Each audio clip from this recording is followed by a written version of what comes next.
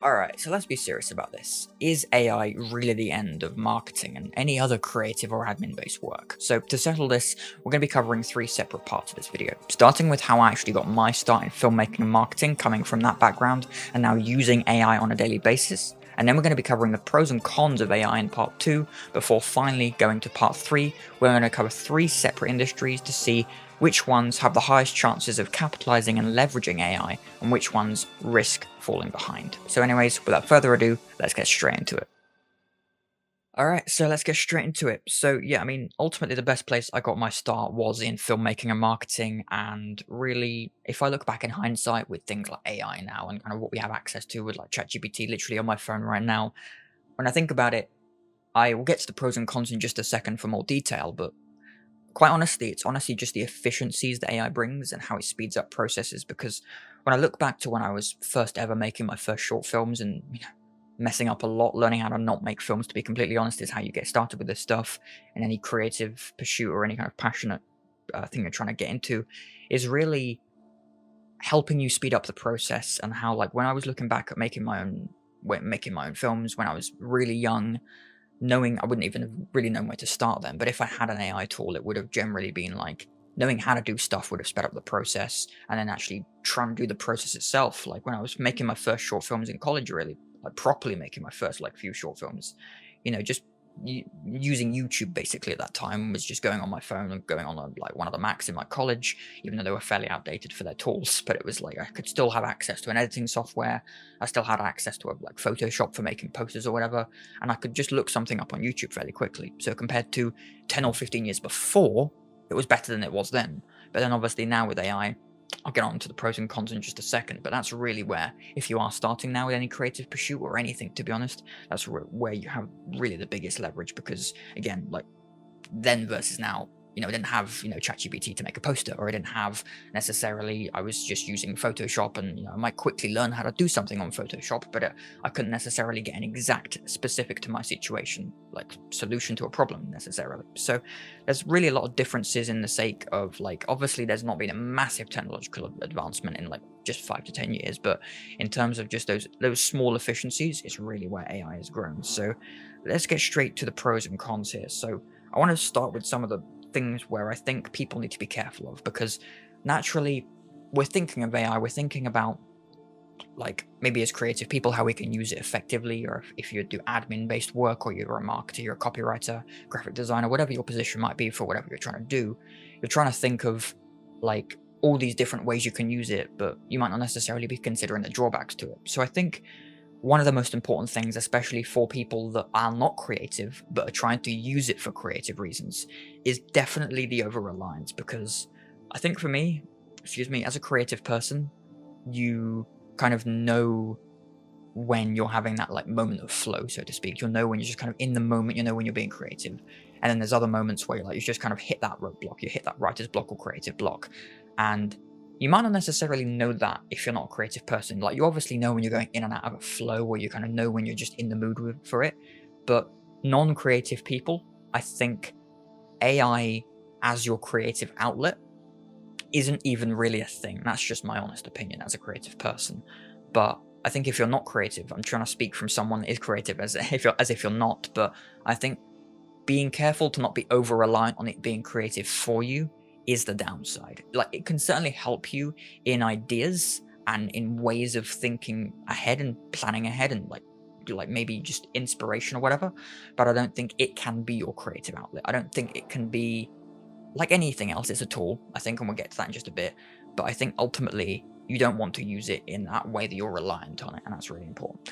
And then, like, secondly, again, it's kind of the same thing, but in a way, like saturation. Like everybody's using AI now. Everybody uses ChatGPT or Grok or Midjourney, or like Sora now's out for people that can afford like $200 a month. But I think if you like with anything new that comes out, there's that like saturation. I don't know if anyone's ever seen like the saturation curve, but naturally you are going to get to a point where anybody can tell you're using AI. And we're already getting to that point, to be honest, with a lot of things like email softwares, AI generated softwares. Like people can immediately tell, or at least until the last couple of months, this is another topic for another day, but people could immediately tell if like something is like a mid-journey creation because it just uses your basic face prompt, and then you can put that out in the world and people can immediately tell, is that real, is that AI, and people could kind of tell straight away. So really just kind of being aware that it does reach a saturation point, so bearing that in mind, and obviously using different prompts, learning how to write different prompts is really important there. And then obviously you need to be careful that if you're using AI, like there's a really good quote I actually learned from, I think it was Charlie Munger, or it was either Charlie Munger or Warren Buffett. That was basically, if you don't use it, you'll lose it. And I think that applies to loads of different things. I don't think it's only those two from Berkshire Hathaway that can, be known for that quote. But ultimately, whatever skill you don't practice, to a certain extent, like you'll lose that skill, like over half. You'll lose over half of the ability of that skill if you don't continuously use it at least every few months or every couple of years. I think for sure you'll certainly lose over half of that ability. So if you are a creative person, or if you are someone that likes writing copy or poems or stories or whatever it might be, being careful to not be, again, it comes back to over-reliance, not being over-reliant on how you use it, why you use it, and just using it, again, like a tool. Like you don't want to use a certain tool too much. You want to have your arsenal available to you and use it however you see fit. So just be really careful of like making sure that you're not kind of losing too much of what you're creatively good at just because you have access to something that can speed it up. And then finally, like again, this is kind of like an interesting one. Again, literally an AI prompt here, kind of proof that this isn't just an interesting one here, not necessarily a crucial one, but there's obviously going to be ethical and legal gray areas with AI, especially like I'm interested to see where copyright goes with AI, because again, how are we going to prove that like one thing is exactly this and then something else, like another creation, another prompt on my screen at the same time, is exactly that? And I guess maybe something like crypto, or maybe something like NFTs will come into this, maybe to some extent. But I generally think that it's going to be a weird one as it moves forward, as we progress with basically everyone using AI. And how do we have distinctions? Maybe different companies will come up with different things to have distinctions, and like NFTs do for that kind of sake, for being able to like tokenize certain images or prompts. Who knows, but we'll see what happens. So going up to the pros, I should kind of finish this off perfectly with part 2. I think really the biggest thing that people are aware of is the speed and efficiency of AI, like whether you're using, especially if you're like a creative person trying to come up with ideas, you can kind of get over writer's block for a day, or you can kind of just come up with some basic ideas. Like I've literally just have like my AI listening, just advanced voice mode on ChatGPT, like, walking around my house, just kind of getting ideas off my head, kind of using notes. And again, you could have just used a notes section before, AI. We've already done that before, like transcribing notes or whatever it might have been. But I think the speed and efficiency of that process, if you're a creative person, or if you're like we'll get onto the roles in different industries in a bit, but obviously speeding up processes, making it more efficient, summarizing things for you, that's really where AI comes in. And of course, lowering costs. This is a huge one for any business, really, any creative person, especially for me with marketing. Like I think ChatGPT and any AI I use, I mean, that replaces probably 90 to 95% of the cost of most things. Like AI replaces probably 5 or 10 people's jobs, to be fair. So that's something we'll get onto in a bit with replacing jobs, but I think that's something that is a benefit to you if you're a freelancer or small business owner, or any type of business owner that wants to save a lot of money. Is there are AI tools out there that cost maybe just a few $100s a month, or just a few dollars a month, that replace maybe a few thousand or tens of thousands a month worth of employees or salaries or expenses for you. So it's a really big thing to consider there. And then accessibility as well. People can literally make a website in like 2 minutes or 30 seconds now with an AI prompt, or even just a few dollar a month subscription to one of these softwares. They can make it in seconds. And again, the same with like AI ads. Everything nearly is AI now. So it's, again, that barrier to entry is just incredibly low now. Anyone can make a website. You don't need coding knowledge. Anyone can make almost anything they want to. But obviously, I'll get onto this in just a bit with the different industries, but I think there's still a level to what is clearly seen as this person doesn't have a skill in that industry or that field, but they're using AI to make that thing work for them. And that's what's really important. And then again, like the creativity boost, I kind of said this earlier, but AI can literally spark ideas for you. AI is a great way to, for me, like walk around my house, just kind of get my notes on paper, so to speak, or notes on screen, and just kind of honestly get to that place where I just have my ideas flourishing. And you get ideas come up as well when I'm just walking around, kind of like talking to myself, technically talking to the ChatGPT prompt, and just giving it inputs, and then seeing maybe what other ideas it can give me based on like things it hears me say, or like little things and ideas I come up with in the moment. That's a really good way. If you're a creative person, that can massively help you.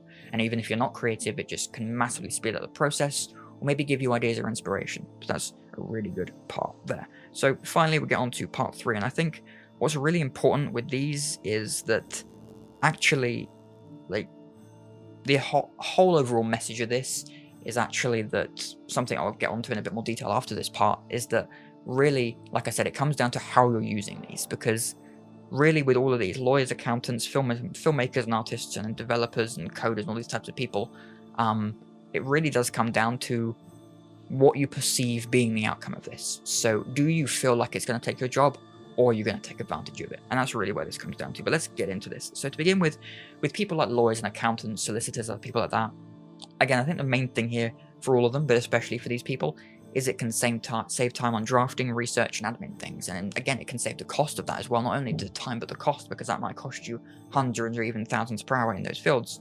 And of course, if you maybe don't adapt to this, and you don't use a software, AI software or something to summarize things for you or to do your research, that's again you're gonna lose hundreds, maybe even thousands of hours there, which again somebody else might be using, and maybe they win the ability to go on that case or take that job or something. So again, you'll be losing money or losing out on opportunities purely because you're not speeding up or making your process more efficient, because you now can, thanks to AI. And that's where I think positions like lawyers and accountants and things like that will really come into it. And then the big talk, I think this is one I think is really important for everybody, is filmmakers, artists, and just general creative passions, creative hobbies. I think in this case, like for me, AI has sped it up. AI has made it more efficient. AI is just another tool in my box to use, in my toolbox to use. It's not going to be a creative outlet for me. Like, I'm not going to use AI to give me ideas necessarily from scratch or as a final thing. It would just be one or the other. Like, AI can give me something to like polish off this, but then let me kind of work on it in the end, or let me like give you this and then add to it in these ways, kind of refine it to see what you think, basically. But I think like generally with storyboarding, mood boards, and rough edits, rough cuts, AI can help you with the bulk work now. It can help you with the boring bits, the workload, but it can't necessarily help you with knowing why something works or the emotional reasons, which for creativity, the emotion behind it is basically 90% of it, all of it. So that's really important. And then again, if you're not using AI for editing or for like maybe a mood board, AI mood boarding, things like putting your script into some sort of AI mood boarder, or putting like, refining your, like turning your mood board or poster sketches into actual like concepts before you finally draft them up and send them to a graphic designer, or if you are a graphic designer and like just making them yourself. I think that's really where you're going to fall back, because if you're, again, maybe able to use AI to help you speed up the process, or to give you more ideas, or to just generally refine your process, that's really where you're going to have the advantage compared to someone else not using it there, and where you would fall behind otherwise. And then one of the big ones is obviously for coders and software developers and people that build apps and softwares and things, is obviously where are they going to go, what's going to happen to them. And either way, I think that if you don't use it, then it's something that you're going to keep falling behind with, like with any of the other ones we mentioned. And to be honest, with coders and developers, it's just more leverage. I think it's just ultimately like a gold rush, right? People that sell the shovels, the business owners, well, they have to have shovels in the first place to sell. And like, if you are the coder, if you are the software developer, you are the person that knows how to make the shovel. You are the person that knows how to write code. You are the person that knows how to make a software. And so that, in that way, if you look at it from that perspective, you are the person that can write AI or write plugins or tools for AI. And then you can sell that to business owners, freelancers, consumers, whatever it might be. And so in that case, software developers and coders are essential, because we need you to make new AI, or to update it, or to add plugins or tools for us, for AI, to then be able to sell on to consumers, or to provide us tools for consumers, or whatever the case may be. And that's why I think in this case, it's not going to replace you. It's just going to honestly make your work easier, make your life easier. Like if you're a coder, I imagine like for me, writing a script or coming up with 50 different ideas for like stories or content, it's not going to just make the work easier necessarily, or make it like just take the creative work away or take the fun away. But as a creative person, I can work with a bunch of ideas I'm given, but getting those ideas in the first place is what's difficult. And so, or refining them is what's difficult. So that's what you can do as a coder. If you want to use AI, put your prompt into ChatGPT, you know how to code, you then refine the code, and most importantly, if you are a coder, I think you have one of the biggest advantages amongst any other field of industry, is if you're a coder and software developer, you know when it's gone wrong because you know the language of code, you know what software is like. So that way you can actually play with it more and you have much more of a technical advantage over anybody else that's doing it. And so that's why I think those industries in particular have the biggest play. But overall, I just think that the final message of all this, for all these parts, is that ultimately, if you think back to making websites, think back to when the internet came around, people needed to adapt their business or their freelance business or whatever it might have been to, I'm a physical location somewhere, people know me for my physical location, I can now have a website so anybody in the world can find me and potentially buy from me or find out about me. And it's the same now. Like the website then and the internet search is now the AI tool now. So if you don't know how to build a tool, or if you don't know how to use a tool, you'll fall behind, then that's ultimately what's going to happen to you. If you don't know how to use it effectively, or if you don't know how to build one as someone knows how to build it, that's where you'll fall behind. But if you do know, then that is going to be your biggest advantage moving forward. And obviously for new technological advancements in AI moving forward as well, will have the biggest advantage again. No matter what you do, especially if you're like a software developer or coder, you're going to be able to do so many more things moving forward. Any creative passions or endeavors, you're going to be able to be much more creative moving forward. Any people that need to use it for admin or efficiency, be much more speedy, much more efficient moving forward too. So yes, generally I think that is ultimately where I think it's going to go. Ultimately, it's just a really good tool, and I'd love to hear what your thoughts are about this. But either way, I hope that really does kind of refine things and polish them off for you. But if you did enjoy this video, be sure to leave a like, consider subscribing, and I'll see you in the next video. Thanks for watching.